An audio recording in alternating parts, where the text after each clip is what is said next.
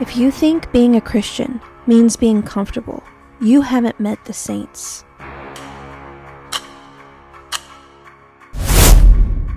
Take a look around.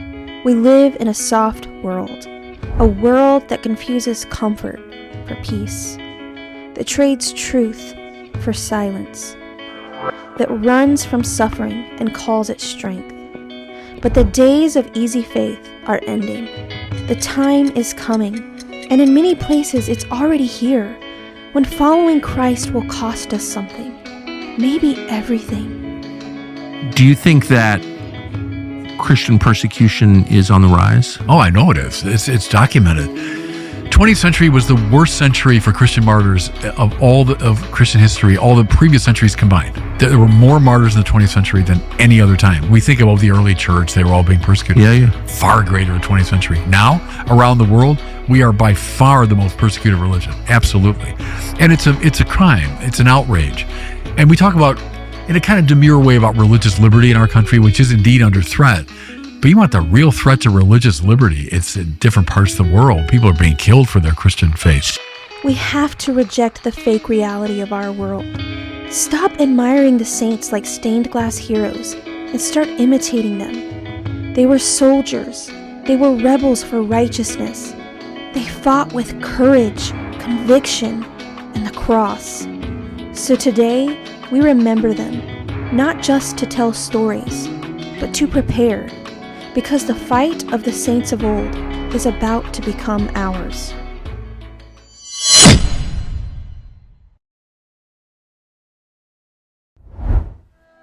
Before he was a saint, Moses the Black was a gang leader, a murderer, a thief.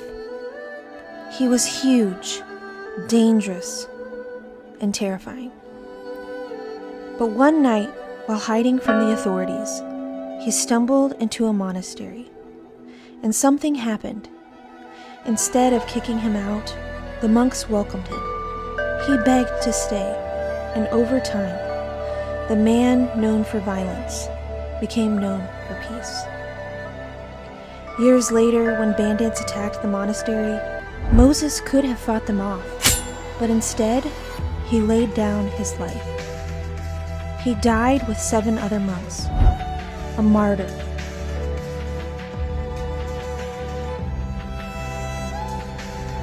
A warrior of peace.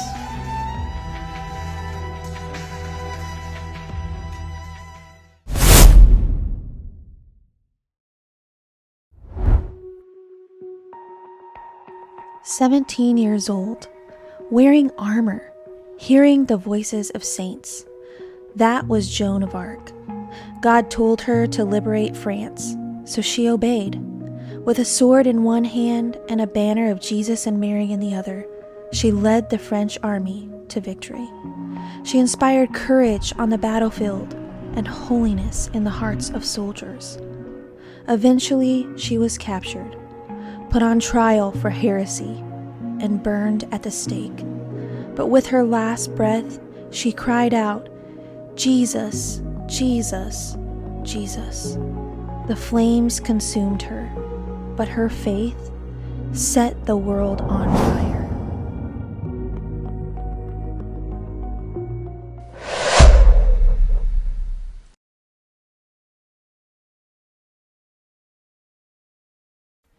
They called him the gentle saint, but don't let the calm fool you. Francis de Sales wasn't soft, he was strategic.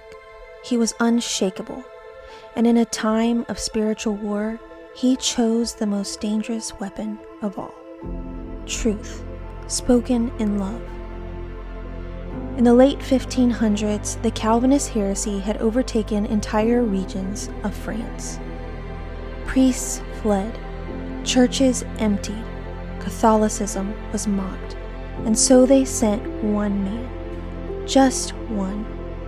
Francis walked into hostile territory, armed with nothing but a pen, a catechism, and the Eucharist. He preached in freezing streets, debated Calvinist preachers to their faces, and even slipped handwritten tracts under doors at night, because if they wouldn't come to the truth, he'd bring the truth to them. He faced death threats, mockery, and loneliness. But he won thousands back to the church by clarity, by patience, by fire. He said you can catch more flies with honey than with vinegar. He fought error without rage. He loved souls without compromise. And he proved that gentleness, when rooted in truth, is a sword sharper than steel.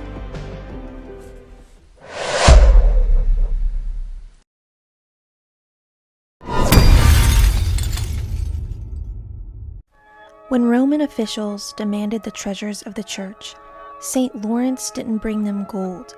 He brought them the poor, the sick, the outcasts, and he said, "These are the treasures of the church."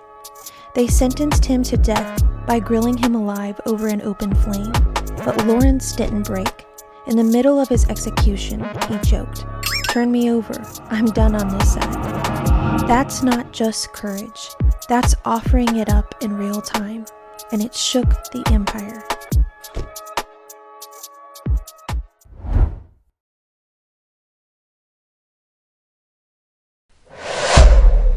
In Protestant England, being Catholic could get you killed. Margaret Clitherow knew that, and still she risked her life. She hid priests in her home, held secret masses, and taught the faith to children. Eventually, she was caught.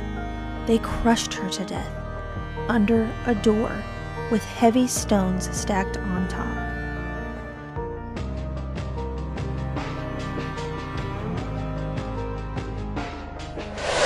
She was pregnant, and she refused to speak to protect others.